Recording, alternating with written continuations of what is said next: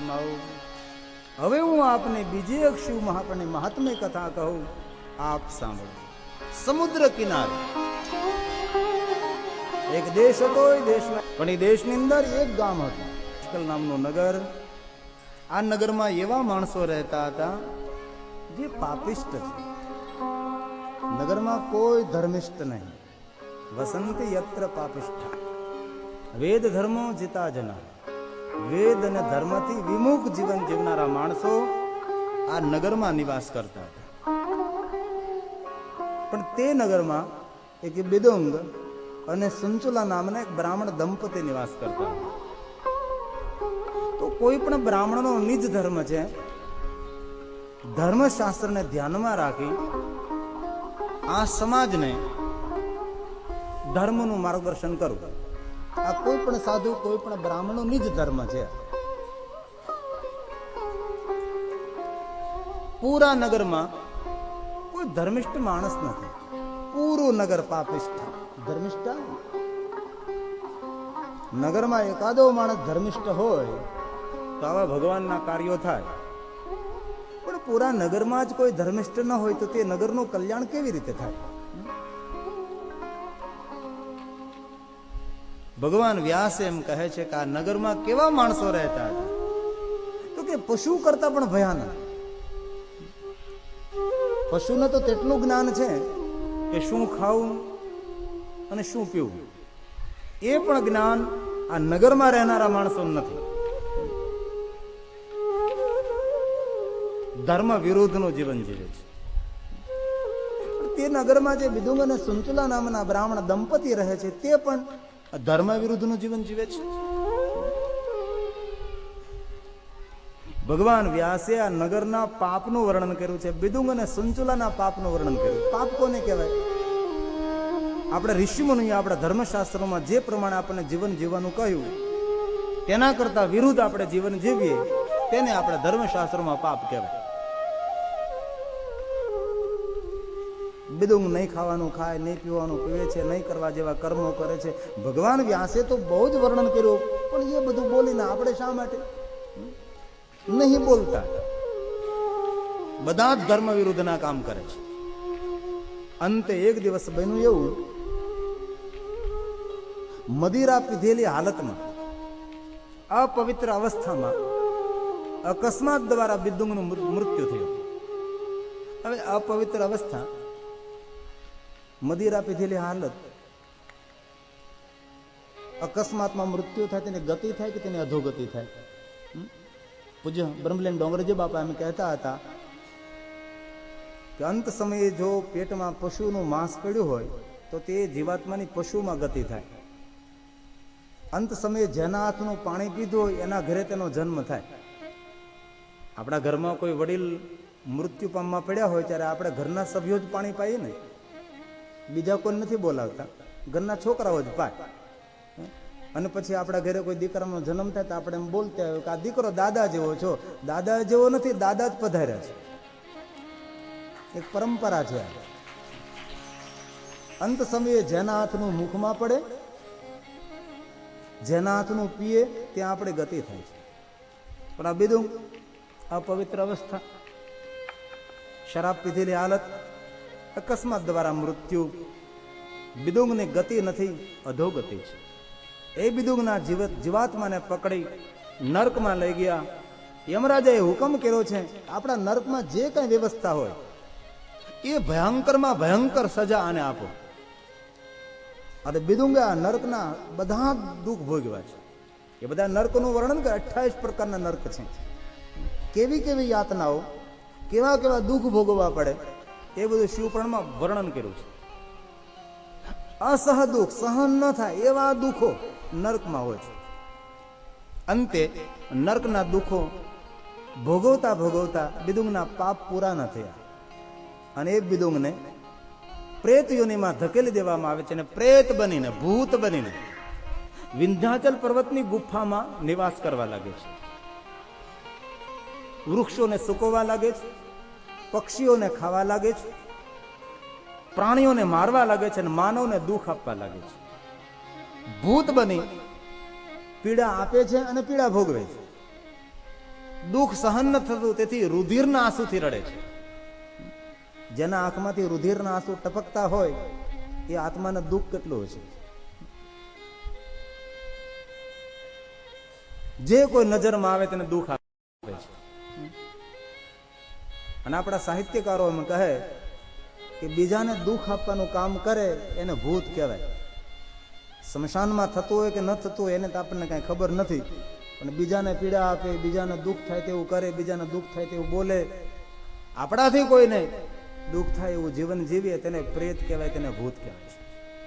ભટકી રહ્યો છે, ભૂત બની પ્રેત બની વિંધ્યાચલ પર્વતની અંદર પીડા ભોગવે છે, બેકાર રુદન કરે છે અને રુધિરના આંસુ ટપકે છે. ભૂત બની પાપની પીડા ભોગવે છે. અહીંયા સુંચુલા વિધવા બને છે. વિધવા બની હોવા છતાં ધર્મ વિરુદ્ધના કામ કરે છે. જ્યાં સુધી યુવાની હતી ત્યાં સુધી પાપ કર્મ કરતી રહી. આ સુંચુલાની યુવાની પૂર્ણ થઈ છે. રૂપ જતું રહ્યું, યુવાની જતી રહી. ધન કમાવાની શક્તિ હતી એ પણ ગઈ અને સુંચુલા દુઃખી થઈ. નગરમાં ભટકવા લાગી છે. વૃદ્ધ અવસ્થા,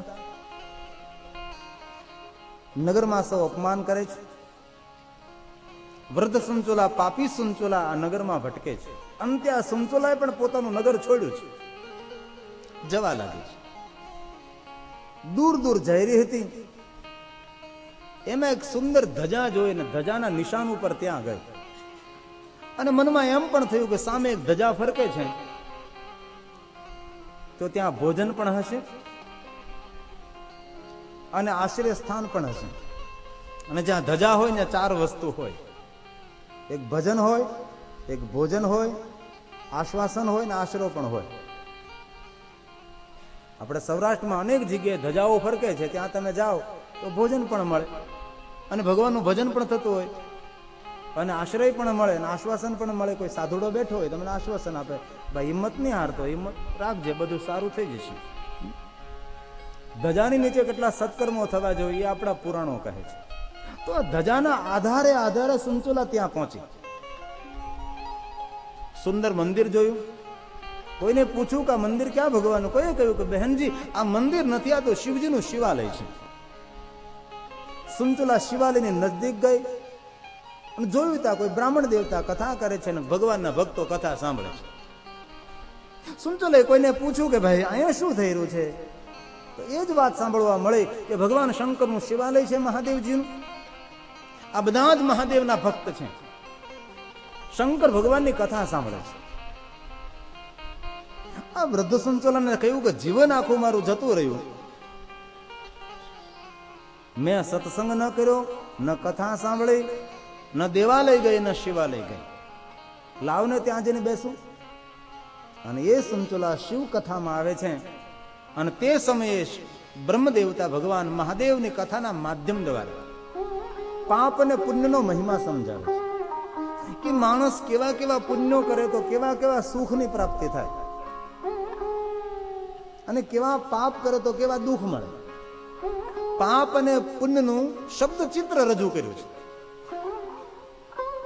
કથા સાંભળતા સાંભળતા સુંચુલાજીને એમ થયું કે પહેલા જે વર્ણન કર્યું એ પુણ્ય કહેવાય, એ બધું તો મારા જીવનમાં મેં કર્યું નથી, પણ હવે જે વર્ણન કરે છે ને પાપ કહેવાય ને એ બધું મેં કર્યું છે અને તેના પરિણામ સ્વરૂપે મારે દુઃખ ભોગવવું પડશે. હવે હું શું કરીશ? અને પોતાની જાતને ધિક્કારવા લાગી છે ને કહેવા લાગી છે કે હું પાપી છું. અને બીજા માણસોને નિર્ણય આપવા એ બહુ સહેલા છે, પણ પોતાની જાતને નિર્ણય આપવો ને એ બહુ કઠિન હોય છે. પોતાની જાત પ્રત્યે નફરત થવા લાગી કે મેં પાપ કર્યા, આટલા પાપો અને પાપના પરિણામ સ્વરૂપે એટલા મોટા દુઃખ. અને જાડે માણસ જીવનમાં જાગે ને ત્યારે તેને પસ્તાવો બહુ થાય. ઊંઘતો હોય ત્યાં સુધી તો કઈ ચિંતા નથી, પણ જયારે એની જાગૃતિ આવે ને જયારે પાછું વાળું જરીક જોવે અને જયારે કર્મો આપણને દેખાય ત્યારે માણસ ભયભીત થઈ જાય છે. જ્ઞાન, ભક્તિ, વૈરાગ અને પરમાત્માનું સાનિધ્ય માણસને નિર્ભયતા આપે છે. કથા સાંભળતા સુંચુલા જાગી ગયે, ઘરે હું તો પાપી છું. એ સમયે કથાએ વિરામ લીધો. કથા પૂર્ણ કરી બ્રહ્મદેવતા આમ જતા હતા, માર્ગમાં ઉભી રહી. બ્રાહ્મણ દેવતા, તમે કથામાં પુણ્યનું વર્ણન કર્યું એવું તમે કઈ કર્યું નથી, પણ કથામાં તમે જે પાપનું વર્ણન કર્યું એ બધા પાપ તો મેં કર્યા છે. તો પાપના પરિણામ સ્વરૂપે આવા મોટા દુઃખ ભોગવવા પડે? હા બહેનજી, આ તો ભગવાનની કથા હતી એટલે મેં તમને કહ્યું. હાથ જોડીને સંચલાજી કહે છે, હે બ્રહ્મદેવતા, હવે મારી વૃદ્ધ અવસ્થા છે, મારી સમજણ નહીં હતી ત્યારે આ બધું જ મારાથી થયું છે. હવે મેં કથા સાંભળી, મારા જીવનમાં થોડી સમજણ આવી છે, મને કોઈ માર્ગદર્શન કરો, હું શું કરું? માર્ગમાં જતા જતા આ બ્રહ્મદેવતા સંચુલાને ભગવાનનો માર્ગ દેખાડે છે. આને સાધુ કહેવાય, આને બ્રાહ્મણ કહેવાય, અને સજ્જન કહેવાય. આ માર્ગમાં જતા જતા કોઈને એમ કહે કે ભાઈ આ માર્ગે જા તું સુખી થાશ, આપ કહો હું શું કરું? ત્યારે બ્રાહ્મણ દેવતાએ કહ્યું છે, હે સંચુલાજી, પ્રાતકાલે ઉઠો, સ્નાન કરી ભાલમાં ભસ્મનું ત્રિપુંડ કરો. જે માણસ ભાલમાં ભસ્મનું ત્રિપુંડ કરે છે તેનાથી પાપ દૂર રહે છે, તેને પાપ સ્પર્શ કરી શકતા નથી. ભાલમાં ભસ્મનું ત્રિપુંડ જોઈને ભગવાન શિવ બહુ રાજી રહે છે. તેથી આ પહેલું કામ કરો, ભસ્મનું ત્રિપુંડ કરવા. અને ત્યાર પછી હે સંચુલાજી, તમે રુદ્રાક્ષને ધારણ કરો.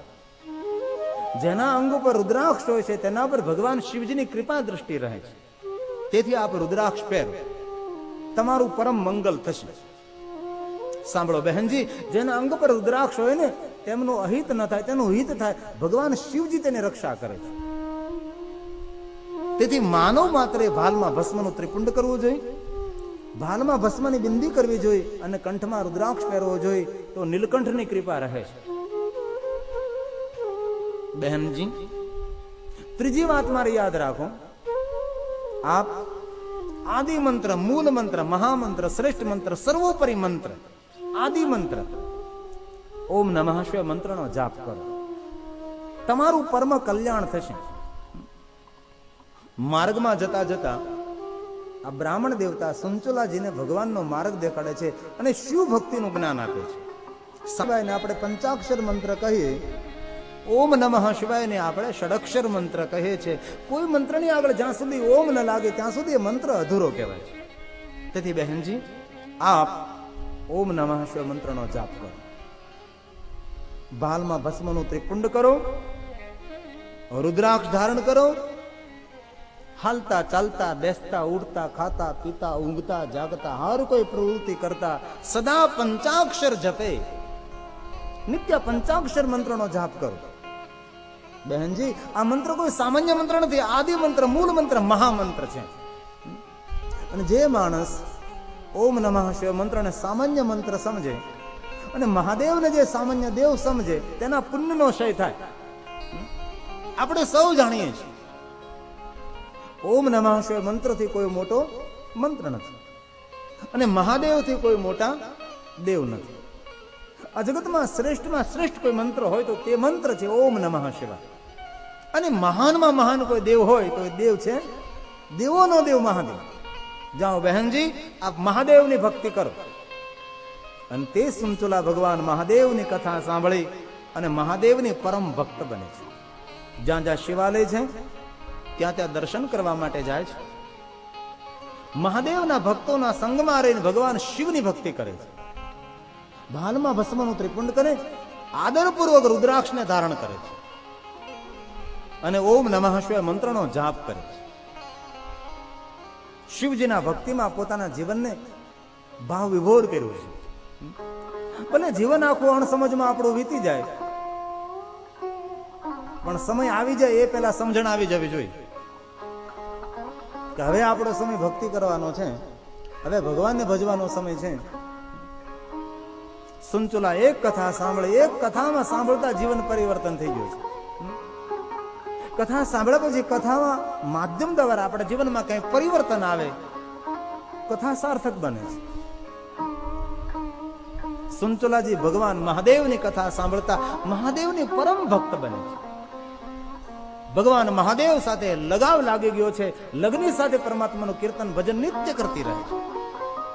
ભગવાન શિવની ભક્તિ કરતા કરતા સંચુલાની છેલ્લી અવસ્થા અને અંતિમ અવસ્થા આવી ગઈ. અને આ સંચુલાને મૃત્યુનું જ્ઞાન થયું. અને જે શંકર ભગવાનની ભક્તિ કરે ને તેને મૃત્યુનું જ્ઞાન થાય છે, તેને કાળનું જ્ઞાન થાય. અરે મહાદેવની ભક્તિ કરે તેને કાળનું જ્ઞાન થાય. તેટલું જ નહીં, મહાદેવની જે ભક્તિ કરે છે કાળ ઉપર વિજય પણ મેળવી શકે. કારણ કે મહાદેવજી કાળનો પણ એ મહાકાલ છે. ધન્ય તો તે છે જેના જીવનમાં શિવ ભક્તિ આવે છે. દેવતાઓએ તો કહ્યું છે મહાદેવને, મહાદેવ સાંભળો, અમારે તમને એક વાત કહેવી છે. મહાદેવ કહે છે દેવતાઓ બોલો, તમે શું કહેવા માંગો છો? ત્યારે દેવતાઓએ હાથ જોડી નમ્ર ભાવે મસ્તક ઝુકાવીને કહ્યું છે મહાદેવજી, કહેવામાં અતિશોક્તિ થાય તો અમને ક્ષમા કરજો, પણ હે મહાદેવ કહ્યા વગર અમે રહેતા નથી. હે મહાદેવ, તમારા માટે તો અમે તમારા ભક્ત છીએ, તમે અમારા દેવ છો, તમે અમારા મહાદેવ છો. પણ હે મહાદેવજી, અમે તમને વચન આપીએ છીએ કે જે કોઈ તમારા ભક્તો હોય છે એ અમારા માટે પણ વંદનીય હોય છે. આ દેવતાઓએ કહ્યું. મહાદેવના ભક્તોનો કેટલો મહિમા. તેથી શંકર ભગવાનના જે ભક્તો હોય ને તેમને કોઈ દી સામાન્ય ન સમજવા. મહાદેવના ભક્તોને પ્રણામ કરવા માત્રથી આપણી પીડા જતી રહે છે. એ શંકર ભગવાનના ભક્તોનો બહુ જ મહિમા છે. તેથી આપ સૌ કથા મંડપમાં બિરાજમાન ભાઈઓ બહેનો વડીલો બહુ જ ભાગ્યવાન છો. કારણ કે વર્ષના પ્રારંભમાં ભગવાન મહાદેવને યાદ કરી રહ્યા છે. પ્રતાપભાઈ જવરા જીરા મુકામે શિવ મહાપણ કથાનું આયોજન થયું. અમારા વિસ્તારમાં આવી ભવ્ય શિવ કથા તો પહેલી દિવસે, અમરેલી જિલ્લામાં આવી ભવ્ય શિવ કથા એ પહેલી વાર આપના માધ્યમ દ્વારા થઈ છે. કથા ઘણી બધી થઈ, પણ આટલી ભવ્ય દિવ્ય કથા એ આપના પરિવાર દ્વારા અને આપના સુંદર વિચાર દ્વારા બધું થયું છે.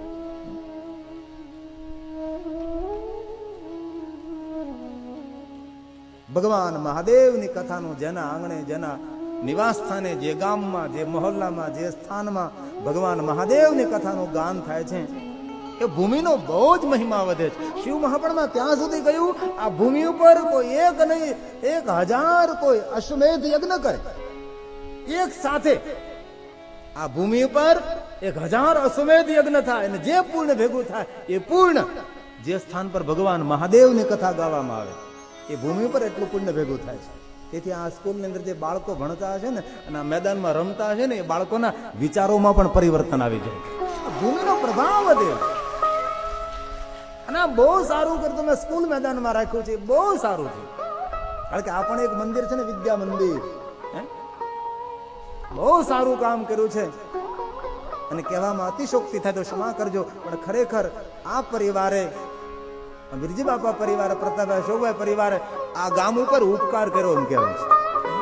ખરેખર ગામનું સારું થવાનું, બહુ સારું થવાનું આ નગરનું. અને તો જ આપણા નગરમાં આવા શુભ કાર્યો થાય, ભગવાનના કાર્યો થાય. નગરે ધારે તો સુરતમાં કરી શકે છે.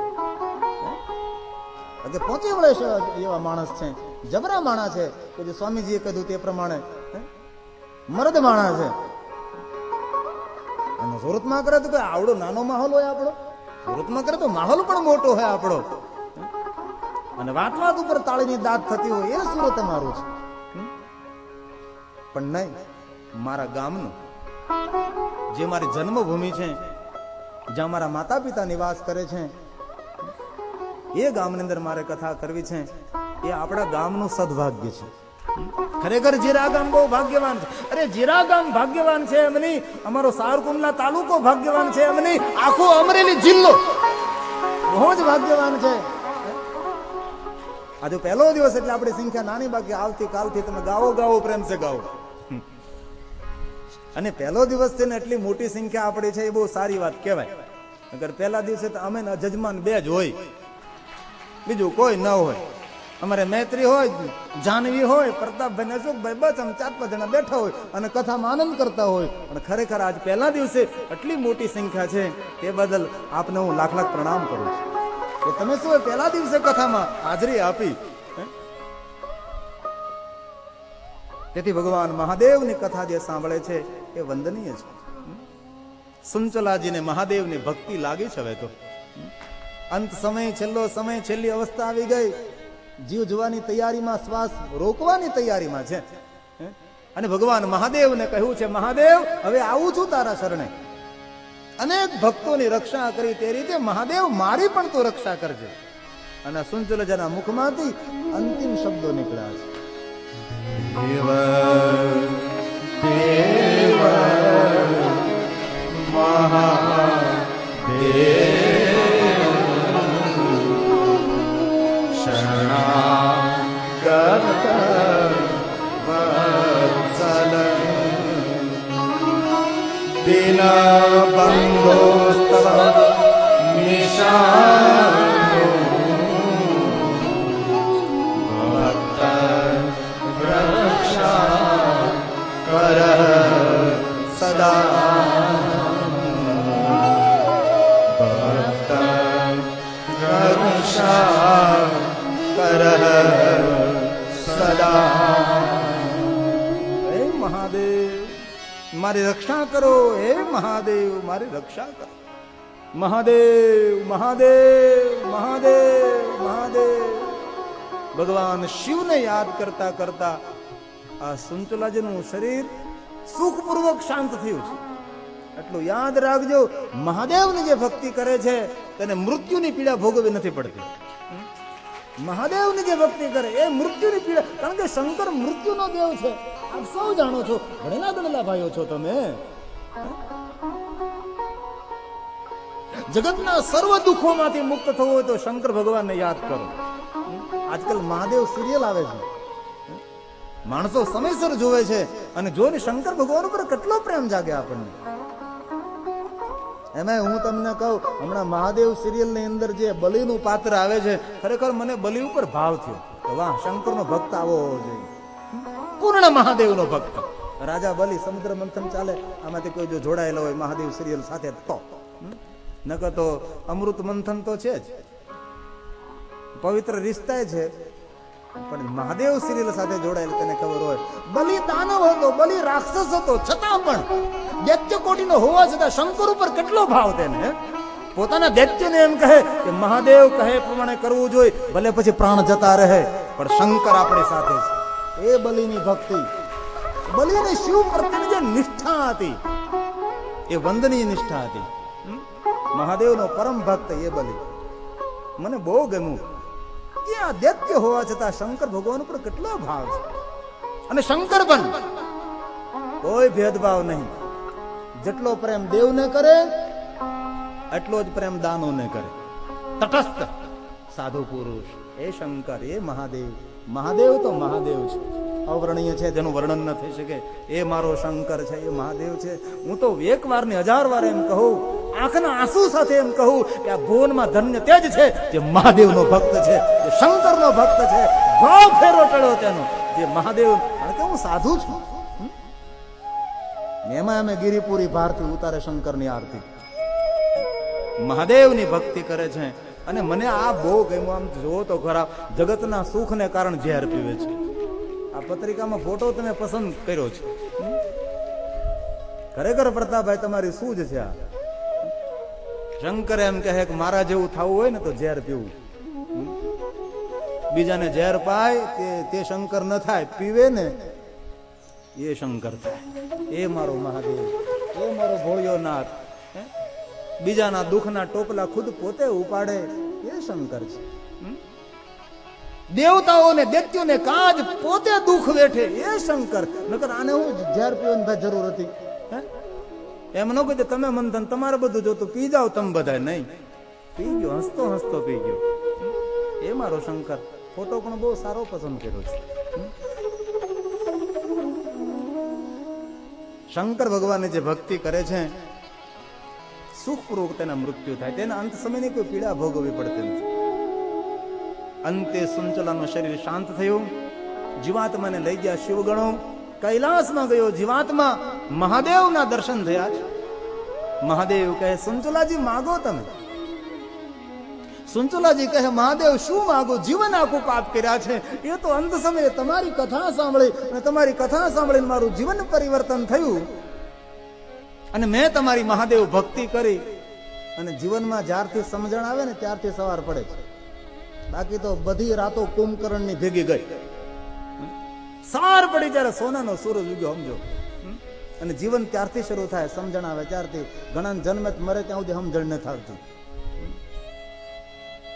પ્રભુ, તમારી કથા સાંભળતા મને સમજણ આવી અને મારા જીવનમાં તમારા ભક્તિના સૂર્યનો ઉદય થયો. પ્રભુ, શું માંગુ? તમારા મુખમાં આવે એ માંગુ. સુંચલાજીએ કહ્યું, પ્રભુ એક કામ કરો મહાદેવ, આપ જો મારી ભક્તિ દ્વારા પ્રસન્ન થયા હો ને તો મને તમારી ગણ બનાવી જો, તમારા ચરણમાં તમારી સેવા માટે રાખો મને. ત્યારે ભગવાન મહાદેવ ગંભીર મુખ મુદ્રા કરીને કહે છે, સુંચલાજી, તમે મારા ગણ બનવાને યોગ્ય નથી. પ્રભુ, આપે તો કહ્યું તમારા મુખમાં આવે માગો, તેથી પ્રભુ આપ મને તમારે ગણ બનને સ્વીકાર કરો. પણ ભગવાન મહાદેવ ગંભીર મુખ મુદ્રા સાથે બોલે છે, સુંચલા સાંભળો, તમારી ભક્તિનું વર્ણન કોણ કરી શકે, તેથી તમે મારા ગણ બનવાને યોગ્ય નથી. પણ હે સુંચલાજી, તમે તો પાર્વતીના સખી બનવાને યોગ્ય છો. એ સમયે પાર્વતીજી આવે છે. ભગવાન મહાદેવ કહે, હે પાર્વતી, આ સુંચલાજી મારા ભક્ત છે, તમે તેને સખી તરીકે સ્વીકાર કરો. અને એ વિશ્વ માલકીને ભવાની સુંચલાજીને પોતાની સખી તરીકે સ્વીકાર કરે છે. અને મારો વ્યાસ લખે છે, પાર્વત્યા સાગ્રતા પ્રીત્યા સ્વસખી દિવ્ય રૂપિણી દિવ્ય સંખ્યા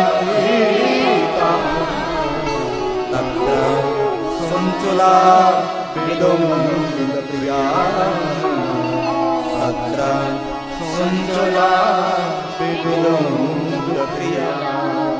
કોણ સુંચલા? તો કે પેલી વિદુમની પત્ની. એ ઓળખાણ આપી, પાછી યાદ આપી છે. પાર્વતીની સખી બની છે અને દિવ્ય સુખની પ્રાપ્તિ થઈ. હવે વિશ્વ માલકીન ભવાનની સખી બને, ત્યાં કોઈ વસ્તુની ખોટ રહે. કોઈ મોટા ઘરની બહેન હોય, એની સાથે આપણે થોડી મિત્રતા હોય તો પણ આપણને કેટલી મદદ કરે. તો વિશ્વ માલકીન છે. જગતના સર્વ સુખ મળ્યા છે. સમય જવા લાગ્યો. એક દિવસ સુંચલાજીની આંખમાં આંસુ ટપકી રહ્યા હતા. પાર્વતીજીએ પૂછ્યું કે આપની આંખમાં આંસુ? માં, હું જયારે માનવ હતી ત્યારે મારા પતિનું નામ વિદુંગ હતું. મેં પણ પાપ કર્મ કર્યા, તેને પણ પાપ કર્મ કર્યા. પ્રભુ, માં, તેની ગતિ કઈ થઈ?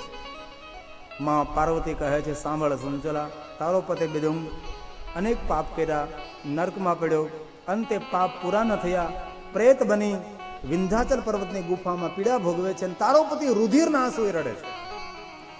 હવે પતિ દુખી હોય અને પત્ની સુખી થાય ખરી? પરોપકારી સ્વભાવે નારીનો છે. એ સમયે પાર્વતીજીને હાથ જોડીને કહ્યું,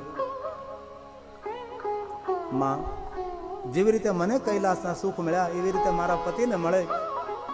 પાર્વતીજી કહે છે, તારો પતિ જો મહાદેવની કથા સાંભળે તો શિવજીમાં તેનો પ્રેમ થાય, તો તારા પતિની ગતિ કૈલાસમાં થાય. માં, મારા પતિને કથા સંભળાય એવી કઈ વ્યવસ્થા કર.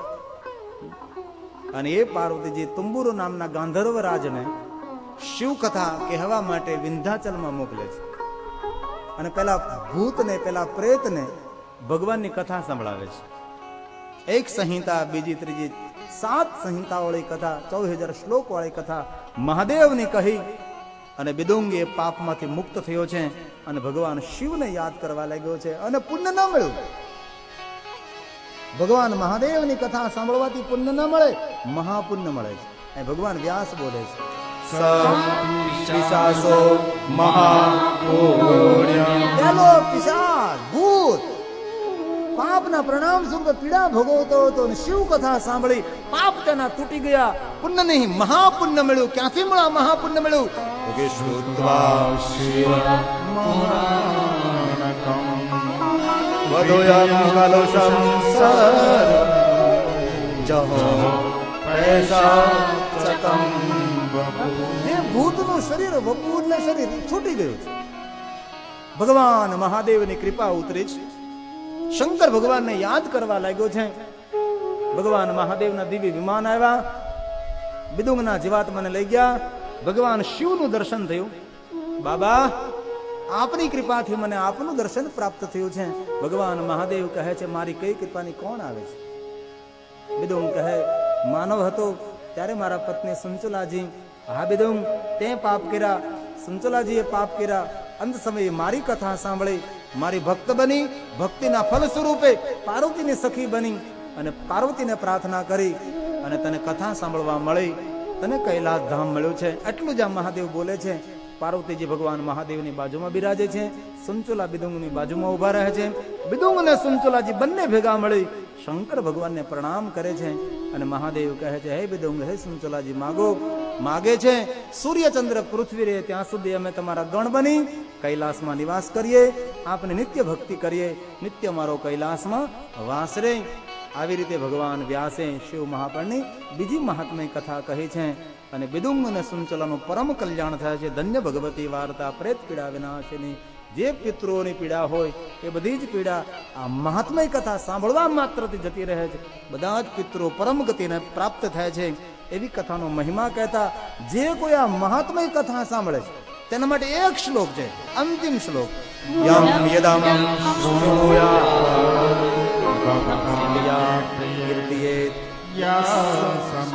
જે કોઈ ભક્તિ સાથે, આદર સાથે જે મહાત્મય કથા સાંભળે છે, ભાવ સાથે, ભક્તિ સાથે, આદર સાથે, તેના માટે કહ્યું ભુક્તવા વિપુલા ભોલાંતે મુક્તિ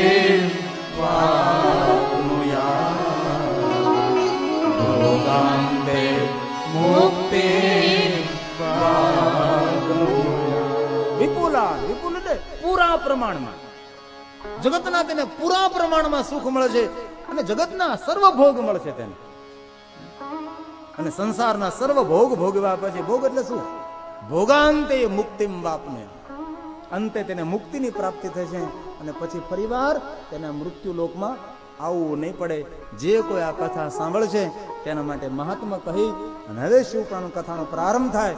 પણ આજે સમય થઈ ગયો, આવતીકાલે સમયસર કથાનો પ્રારંભ કરીએ. 2:30 વાગે હું આવી જઈશ, સમયસર 3 વાગે કથાનો પ્રારંભ થઈ જશે. આ રીતે આજની કથાને અહીંયા વિરામ આપીએ. આજ ભાઈ બીજની બહેનોને ખૂબ ખૂબ શુભકામના.